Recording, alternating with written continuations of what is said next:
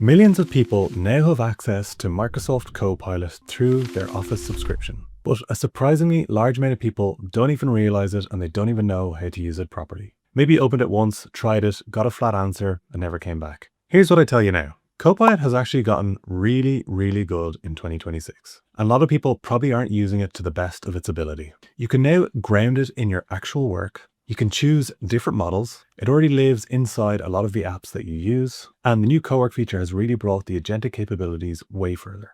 But as I said, most people with the license haven't touched any of this. I've been using Copilot in my work every day for the past 3 years, and I've seen just how good it's gotten. So if you're new to Copilot or just want to get more, by the end of this video, I promise you'll go from barely touching it to knowing exactly how you can use it to the max of its capabilities. For those of you new to the channel, my name is Cian and I'm the AI Productivity Coach. And I've taught thousands of people how to use AI to make their work and life way easier. So if that sounds like you, please make sure to subscribe and join me on this journey. So let's run through Copilot's many features, starting off with the beginner features. So the first problem a lot of people come across is that they ask Copilot a question and they get a generic answer. And then they effectively give up on Copilot. The reason this might be happening is that you haven't grounded Copilot yet. And once you ground your work, it becomes 5 times more useful. Generally, with these AI tools, I think having the right context is the most important thing you can have right now. An AI that knows who your manager is, what you're working on, who's emailing you, all the context on the things that you're working on, all inside a safe, approved environment that gives you way more personalized answers than a generic chat. And so when I say grounding, I basically mean work IQ. And so you can see work IQ is up here in the top left-hand corner. Work IQ basically gives Copilot access to see your emails, your Teams chats, your meeting transcripts, and files. It basically lets Copilot understand your role and your projects instead of treating every question like it's coming from a stranger. Just make sure this is switched on so you get better results. This to me is one of the best features in Copilot, and it's really improved my answers since I had it switched on. And so to quickly show that, you can basically do a / in your chat and then type the name of a file, a meeting, or whatever it might be. And so in this case, I am looking for my weekly priorities doc and I can tag it in right there. And you can see Copilot can now pull from the Word doc. You can see also that you can tag in meetings. Similarly, you can tag in different people from your orgs, emails, chats, channels. You can basically tag anything in the Office 365 environment. So this is a way better way to pull in context than just describing your file or copy and pasting it. So the second feature to help you get really ahead of others is custom instructions in the personalization section. So you can go down to the bottom left here, go to settings, click on personalization, and then you can edit custom instructions. And basically, custom instructions are instructions you can set once that apply to all of your chats. So for example, I like Copilot to be very direct with me, so I want it to lead with the main point in the first sentence, be concise, clear, use plain language unless technical precision is required. Now you can configure these instructions however you want, but it's a great way to make sure the answers are aligned to how you like to receive communication. Another personalization feature that is really helpful is save memories. So you can turn on save memories and Copilot will basically remember details about you to provide better responses and then you can manage the save memories and delete them as you like. So this is a really quick thing you can set up, especially after you've just grounded your Copilot experience. With this feature, it takes Copilot from just answering questions to answering questions the way you actually want to be answered. Another really cool feature of Copilot is that it exists in your apps. So you can think of PowerPoint, Excel, Word, even Outlook. So this experience that I'm showing you now is m365.cloud.microsoft/chat. But you can access Copilot directly in these apps, as I said. So you could simply do a prompt to get you started in one of these. Like for example, in PowerPoint, create me a presentation on the benefits of using AI to improve productivity. So this is a really helpful feature if you work directly in these apps. Maybe you want to make a specific change on a slide, help with some formulae.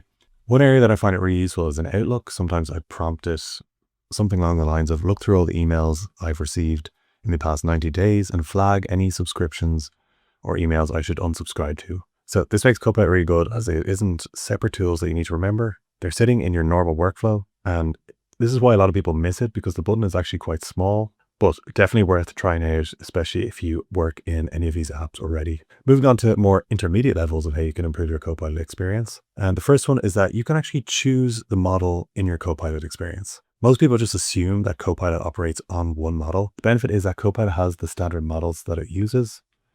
but it also has access to certain Claude models and has access to some of the OpenAI models. And even GPT 5.6 was released a couple of days ago, and Copilot already has it in this experience. This is great because different models genuinely have different strengths. So depending on your workflow, it can be really helpful to switch between them and get the best out of each model. The next feature that's really cool are agents. Grounding gets really good one-off answers, but if you need to repeat the same rules every week, this is where agents become really good in Copilot. So you can browse through different agents that are available in your org or that Microsoft has created or potentially other businesses have created to help you, or you can create your own agents. It's really easy to create an agent. To go into create agent, and you can basically describe what you want. So for example, help me create an agent that responds to my emails in my tone of voice. I like to be very brief in my answers. I also like to lean on data.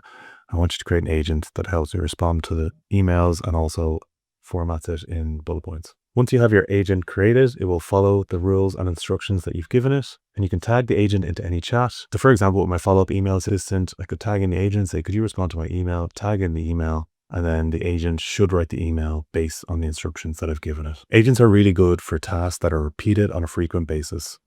So if you have a task that's repeated more than 3 times a month, I think it's worth building an agent for this task. The next really great feature for an intermediate level is notebooks.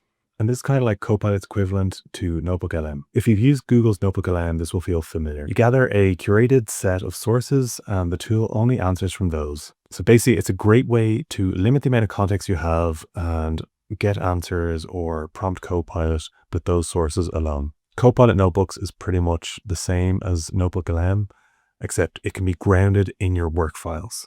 So you can see here, I can basically tag in Copilot chats or add different references. You can add up to 300 reference files. And then once you have all your files in there, you can basically prompt it like it's a normal Copilot chat, albeit it's limited to your context. Within notebooks as well, you can tag in meetings, chats, and all those things as well, if you like. And if you like, you can actually share collaborators to your notebooks. Your chats will remain private unless you explicitly share them with people in the notebook. So a great way to collaborate with someone on a project or a client, as I said. Finally, moving on to one of the more advanced features I mentioned at the start of the video, and this is Cowork. And this is where Copilot stops just being a chatbot and moves more into that agentic experience. Some tasks are a whole sequence spread across a week, pulling from multiple sources, sometimes producing more than text. Normally, that's a recurring chunk of your calendar, which is done manually. But this is where Cowork changes the game. It plans and runs multi-step tasks across your M365 apps in the background and returns a finished deliverable, not just a draft. One thing to note is that your IT admin might have to enable it as it's built separately based on usage. One of the core features of Cowork is that you can use skills, which are basically instruction files. There's some built-in skills that Microsoft already have, like PDF, Word, Excel, and that basically allows Cowork to create and edit a lot of these files. So it makes it really good for working in these Office 365 apps. But you can also create skills yourself. So basically you can chat to Cowork about what you want and create the skill that way. So maybe it's, again, a task that you want done.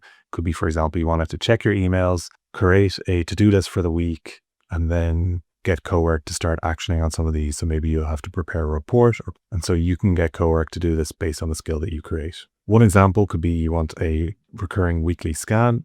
So you can see here, you can also create scheduled tasks. So for example, a weekly priorities list that runs every Monday as an example. There are also plugins you can install as well. So for example, Fabric IQ or Dynamics if you work in that space. You can also add approval steps in Cowork as you want. So for example, rather than it sending something on your behalf, it stops and asks for approval first. So Cowork really moves Copilot from a chatbot to an actual agentic experience. Most people have never even touched the scheduled task or the skills section of Cowork. Once you get the hang of that, that's when you truly get the value out of Copilot. So that was a really quick run through of all the features that I've seen make Copilot go from a simple chatbot to a really great AI assistant. If you start using these features, you can quickly move from a beginner to expert and really increase the quality of your work and save yourself a lot of time. I definitely think spending time upfront with custom instructions, turning on your memory, turn on Work IQ, getting your agent set up, really adds value down the line. And then as you move down the line, you can start incorporating more things like notebooks and Cowork to really scale your impact. Please let me know in the comments, have you started using Copilot or what do you think of it? If you found this video helpful, please make sure to like and subscribe and join me on this journey. I also have a weekly AI productivity newsletter and you can subscribe to it using the link in the description below. Thank you so much for watching. I really appreciate it and I'll see you in the next video.